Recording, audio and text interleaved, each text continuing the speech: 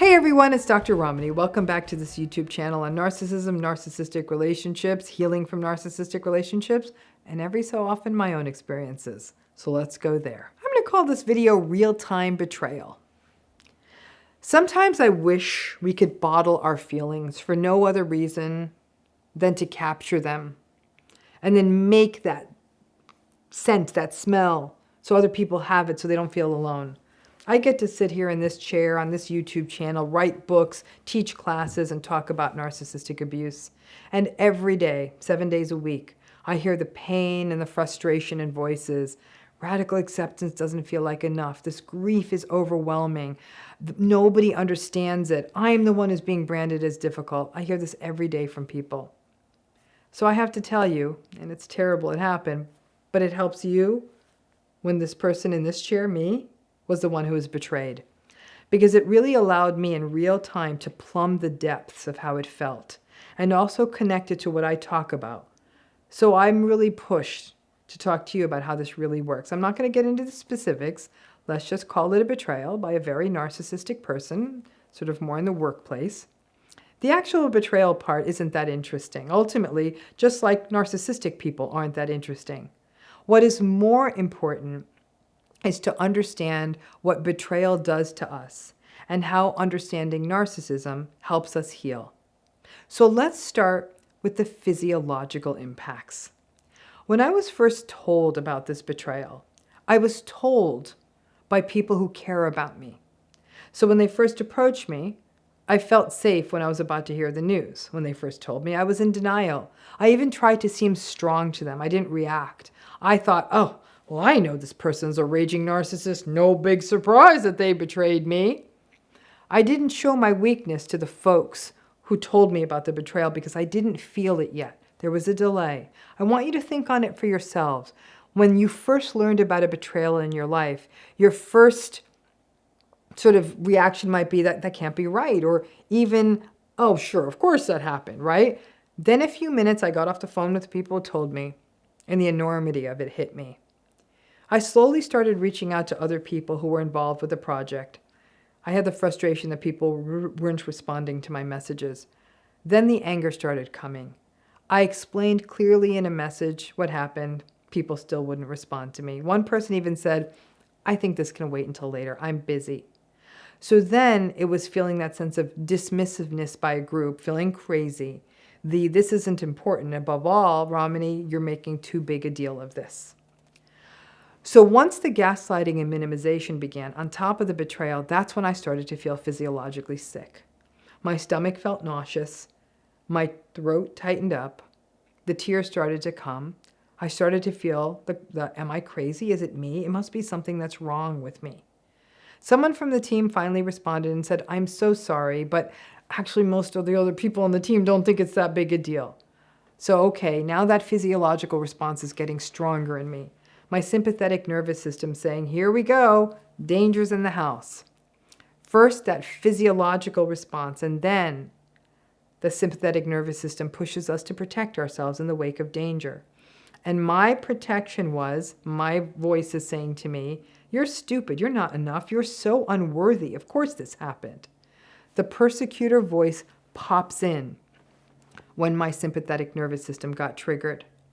After the crisis passed, I could see that you're dumb. That voice that says that you're dumb, you're not enough, was trying to help me make sense of what was happening. Not in a good way, but it was trying. And then also trying to protect me from experiencing more failure, sort of getting ahead of it. So then I did reach out to other people and ask for reassurance and validation. That I give myself good points for that. It was very healthy of me. And I stopped trying to talk to any of the enablers who were telling me that nothing bad happened to me and they kept gaslighting me. So I shifted my attention towards the safe folks. And I told them what happened and they said, that was effed up. And they said, be angry. I'd be angry. And they said it was awful. That helped me a lot. I cried a lot. And another win for me, I cried a lot on these phone calls. And I didn't feel that I needed to hold back. But it was a busy weekend. We're in the midst of a book launch. I had to keep working. My head was pounding at this point. I got through this busy time of work. I feel that this work matters. There's that meaning and purpose. That idea of meaning and purpose really worked. Then my workday was done and I could rest. And here's where I really got to peer much more critically into radical acceptance and how it works in a very interesting way. So first of all, my discernment was great. I knew that the betrayer was a bad person all along. And sadly, others that I thought were allies actually were more aligned with the betrayer. So then we are left to have to radically accept that too. I felt completely and utterly depleted and exhausted. I kept crying. I couldn't stop. I couldn't really concentrate. I wasn't able to hold any more conversations with anyone who was around me. I felt bad about myself. I took some melatonin. I fell asleep. I didn't sleep well. I woke up in the middle of the night with the betrayal running through my head like a bad dream. My head was still pounding. And then, here is a key piece. I started blaming myself. It was 1:30 in the morning, and I started to wonder, what could I have done differently? Could I have communicated more clearly? Could I have made what I needed more clear, made it known better? Well, that kept me awake for another couple of hours too. I had some fantasies of the betrayer falling down the stairs. I don't know where the hell that came from. But then I judged myself for thinking bad thoughts about someone, and that reaffirmed my having those bad thoughts that I was a bad person and deserved all of this to happen to me. The next day, continuing to focus on the radical acceptance, I saw it. I knew the person was terrible. I knew it all along. But what hit me hard was that I learned that there are levels of terrible. There are levels of betrayal. There are what we call the betrayals of omission. And of course, not doing what should be, a person not doing what should be done in a relationship, right? Then there are what we call the betrayals of commission, actually doing a bad thing. And that could be anything from cheating to lying to sabotaging. In narcissistic relationships, we really, really do adjust and acclimatize to the almost daily betrayals of omission, the things they don't do, that they don't listen, that they don't empathize, that they don't care. And that happens in various ways in those relationships: invalidation, contempt, dismissiveness. And it all leads to the ultimate betrayal of them not recognizing you as a separate human being, and instead viewing you as a person who exists in their service, and that you are somehow lucky to know them. They actually believe that shit. But my radical acceptance of this person, I had definitely radically accepted this was a narcissistic person, and I also had radically accepted their betrayals of omission, that they weren't going to do stuff. I really radically accepted that piece. So when the betrayal of commission, of doing something that actively harmed me, was interesting. It hit so hard. I can liken this to a person being in a relationship with a chronically invalidating narcissist, or in a relationship where you don't always feel seen and heard, but then they level it up. They cheat on you, or they lie about you in public, or they share some embarrassing information about you. Now the narcissist has gone from just neglecting you to doing something active.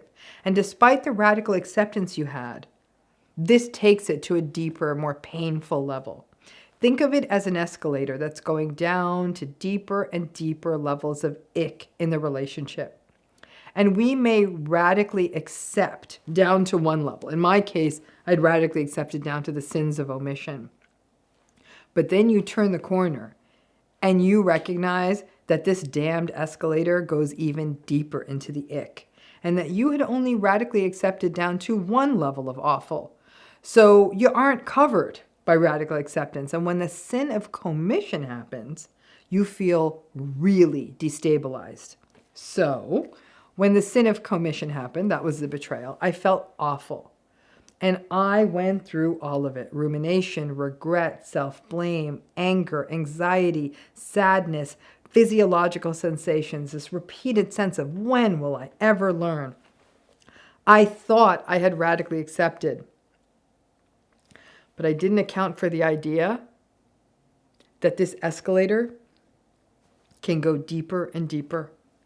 However, and for all of you who sometimes say, oh, this radical acceptance thing is frustrating me, and as I put myself back together after this betrayal, Once I got past the surprise, and let me tell you, this was such a reminder of why I tell you that surprise is not good for us, because it really contributed to that destabilized feeling I was having. Had I known how awful this person was, I would have maybe accounted for them being capable of this. I just didn't think it was possible. And then all of those physical triggered sensations, and then the cognitive ones, and then the rumination, and all of it. The radical acceptance muscle, though, ultimately it did help me. I didn't judge my emotions. I allowed some more tears to flow. I did actually roll up and I asked people to stop talking to me about it. Let me use a more relatable example.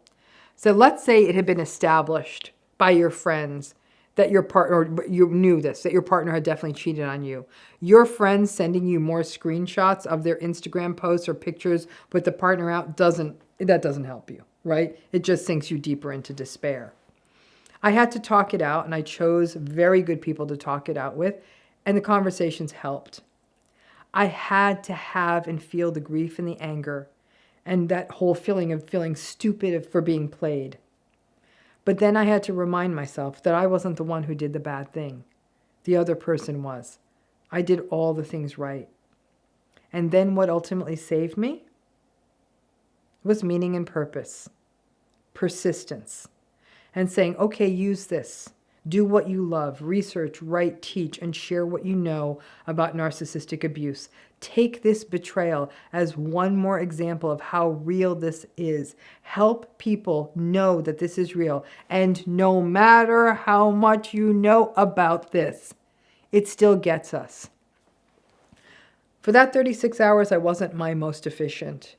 But I opened up the old laptop, I wrote, I outlined, I read, I fed the hummingbirds, I held my cat. I persisted. When we are betrayed, when there is injustice, we have to let ourselves have the dark night of the soul. We cry, we yell, we grieve, but then we have to persist. Because the alternative is for me to walk through the world and believe every single person is a grifter who is unreliable, untrustworthy, going to stab me. And basically that would be the equivalent of living in a zombie apocalypse. And I don't know that I want to do that.